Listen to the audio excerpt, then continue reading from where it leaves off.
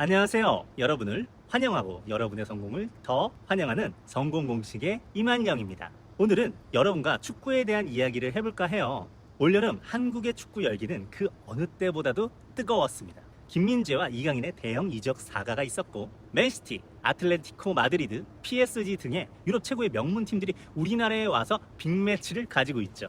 이 뜨거운 열기가 가시기 전에 가장 최근 빅이어를 들어올리며 트래블을 이룩하면서 유럽 축구를 제패한 맨시티의 성공 공식을 다룰까 합니다.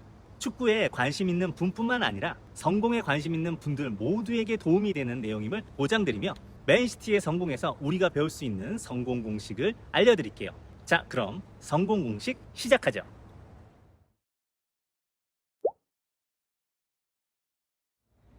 여러분들 근본이라는 말을 아시나요? 축구에서 근본이라는 용어는 속칭 명문 구단의 기준으로서 거듭된 성공의 역사를 일컫는 말입니다. 맨체스터 시티는 최근 7년간 프리미어리그 5회 우승을 했는데요. 돈이 가장 많고 경쟁이 가장 치열한 프리미어리그에서 맨시티는 그야말로 지배자였죠. 그럼에도 맨시티는 줄곧 이웃인 맨체스터 유나이티드에 비해 근본이 없다는 소리를 들었습니다. 왜일까요? 지금껏 유럽의 각 리그 최상위 클럽끼리 만나 대결하는 챔피언스 리그를 한 번도 우승하지 못했기 때문이에요. 챔스 트로피의 양쪽 손잡이가 너무 커서 사람들이 빅이어라고 하는데, 이 빅이어 트로피를 들어야 비로소 근본이 생긴다는 뜻입니다. 그런데 이걸 무시할 수 없어요. 결국 브랜드라는 것은 스스로의 자평이 아니라 남들의 평가잖아요. 리그를 지배해도 결국 챔스를 정복해야 논란의 마침표를 찍을 수 있다는 것이죠. 그런데 올해 맨시티는 마침내 빅이어를 들어올리며 근본까지 쟁취하였습니다. 가장 치열한 경쟁이 이루어지는 스포츠 중 하나인 축구에서 맨시티가 어떻게 근본을 만들어냈는지를 살펴보면 우리도 근본 있고 뼈대 있는 자신의 커리어와 브랜드를 만들 수 있지 않을까요? 자, 그래서 살펴보겠습니다. 맨시티의 성공 공식.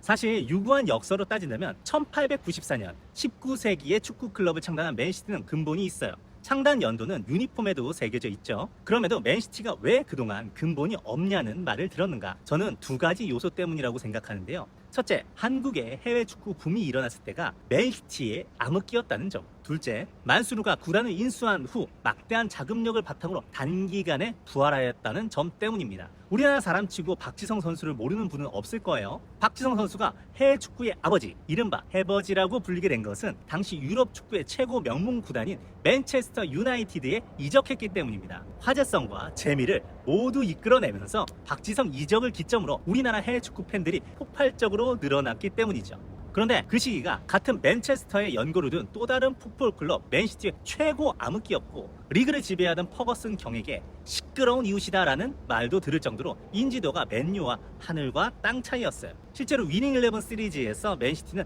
맨체스터 B라는 이름으로 나올 정도로 취급이 안 좋았습니다. 그러나 2010년대로 들어가면 이야기가 달라지죠. 2008년에 아랍에미리트의 만수르가 구단을 인수하고 막대한 돈이 맨시티에 유입되자 엄청난 선수들을 연달아 영입하면서 바로 성적이 상승합니다. 성적이 잘 나오면 되는 거 아니야? 좋은 성적이 근본을 만든다며. 그런데 당시에는 좋은 성적을 만드는 과정도 함께 따졌어요. 물론 프로스포츠에 돈이 들어가는 것은 당연하지만 그 규모가 보통의 수준을 상회한다면 불공정하다고 느낄 수도 있죠. 만수르를 위시한 UAE 투자그룹은 맨시티를 인수하자마자 호비뉴, 빈센트 콤파니, 사발레타, 쇼라이 필립스, 다비드 실바, 아구에로, 야야 뚜레 등 굵직한 선수들을 막 끌어담기 시작합니다. 결국 맨시티는 2012-2012 프리미어리그 38라운드 퀸즈파크 레인저스와의 연장전에서 제코와 아구에로의 드라마틱한 연속골로 44년 만에 리그 우승을 차지하죠. 그때 비겼으면 옆 동네 맨유에게 우승컵을 내주는 것인데, 시끄러운 이웃이라고 평을 했던 퍼거슨에게 화끈한 복수를 한 거예요. 돈으로 우승을 살 수 없다는 평도 깨버리게 된 거죠. 그러나 그 과정에서 돈이 핵심적인 역할을 했다는 걸 무시할 수 없습니다. 이것 때문에 오일머니로 성공 가도를 달린 대표적인 클럽팀인 첼시, 맨시티, PSG에게 근본이 없다는 말이 붙는 것이죠. 자, 이 근본을 다투는 것을 시작으로 첫 번째 성공 공식 들어가겠습니다.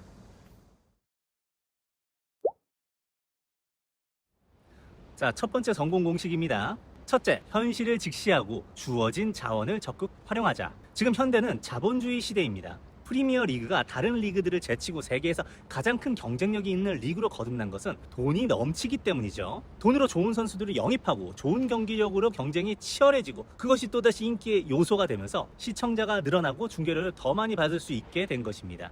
이제 프리미어 리그는 거의 슈퍼리그죠. 이는 EPL이 현대 사회가 자본주의 사회라는 것을 빠르게 인식하였고 아시아 시장 등 돈이 되는 시장을 빠르게 개척한 결과입니다. 즉 철저한 현실 인식을 바탕으로 방향성을 세운 것이죠.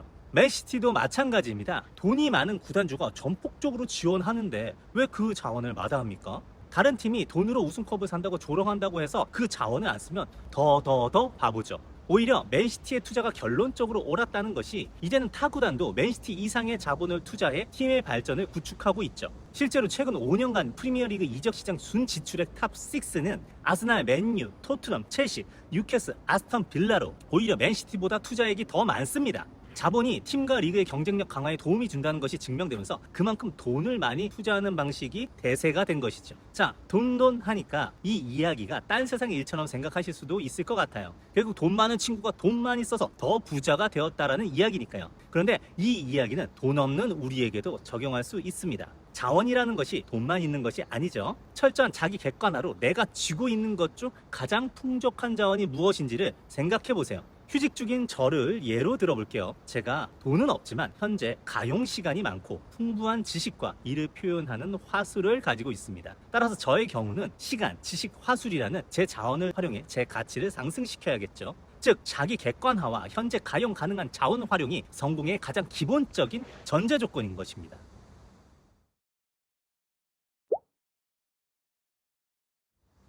자, 두 번째 성공 공식입니다. 명확한 목표를 세우고 꾸준히 정진하자.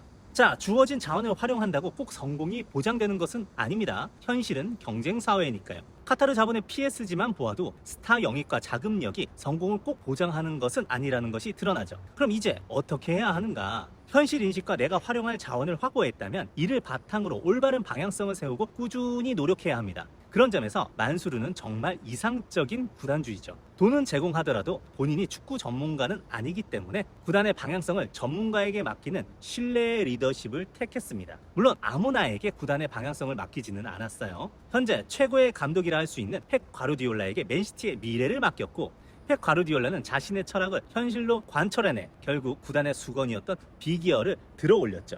펩도 7년 차에서야 이뤄내었습니다. 만수는 그 시기를 기다려 주었고요. 나름 믿음의 축구인 셈입니다. 사실 프로스포츠는 실적이 중요합니다. 당장 성과가 없으면 바로 경질되고 새로운 방향을 세우는 것이 매우 흔하죠. 감독을 바꾸는 빠른 판단이 팀의 성적을 끌어올리는 경우도 비일비재합니다. 이건 우리 인생도 마찬가지예요. 시간, 노력, 돈이라는 비용이 들어가기에 우리는 선택이라는 갈림길을 맞이하고 선택한 길을 걷는 중에도 수많은 망설임이 찾아옵니다. 그 과정에서 궤도 수정도 할 수 있어요. 우리는 미래를 알지 못하기에 묵묵히 계속 나아가는 것과 궤도를 수정하는 것 중 어느 것이 더 옳은 일인지 판단할 수 없죠. 따라서 맨시티 하나의 사례만을 가지고 성공 공식을 만드는 것은 너무도 성급한 일반화의 오류일 것입니다. 그래서 저는 제2 공식을 완성하는 제3 공식을 드리고자 합니다.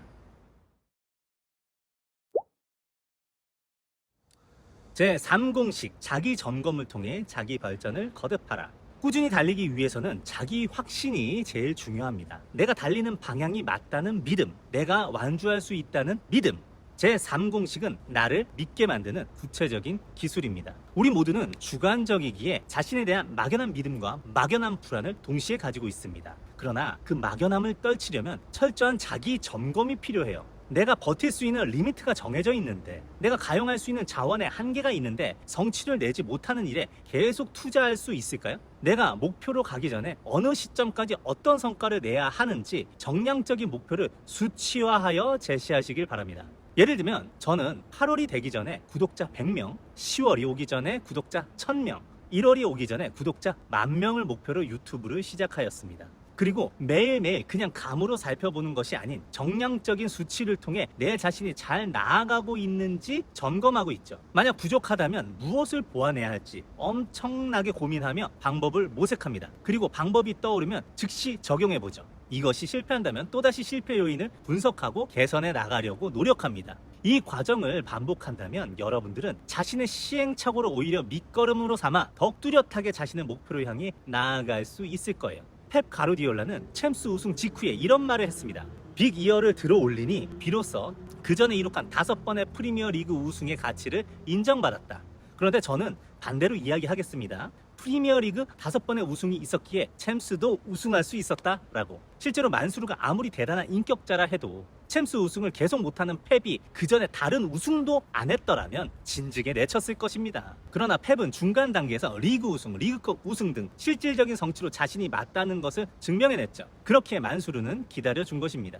5번의 리그 우승이라는 정량적 수치가 만수르의 믿음을 이끌어낸 거죠. 펩 또한 중요 순간마다 챔스에서 탈락하면서 자기 의심이 있었을 거예요. 그러나 펩은 매일 매 순간 끊임없는 자기 점검과 상대에 대한 분석, 디테일한 피드백을 통해 자기 발전을 거듭해냈습니다. 티키타카에서 그치지 않고 포지셔닝 플레이까지 진화했죠. 결국 자기 발전을 거듭한 펩은 자기 확신을 재생산했고 이러한 선순환이 마침내 자신과 맨시티를 유럽 정상으로 이끈 것입니다. 자, 오늘은 맨시티의 성공 과정을 살펴보면서 우리에게 적용할 수 있는 성공 공식 3가지를 알게 되었습니다.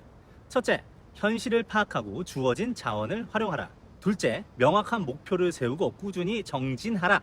세 번째, 자기 점검을 통해 자기 발전을 거듭하라. 성공은 막연한 기다림으로 얻을 수 있는 것이 아님을 정말 치열한 노력을 통해 자기 손으로 쟁취하는 것임을 강조드리며 오늘의 성공 공식을 마치겠습니다. 맨시티의 성공 공식이 여러분의 성공에도 도움이 되기를 바라며 저는 다음 성공 공식으로 돌아올게요. 여러분도 파이팅! 김한영도 파이팅!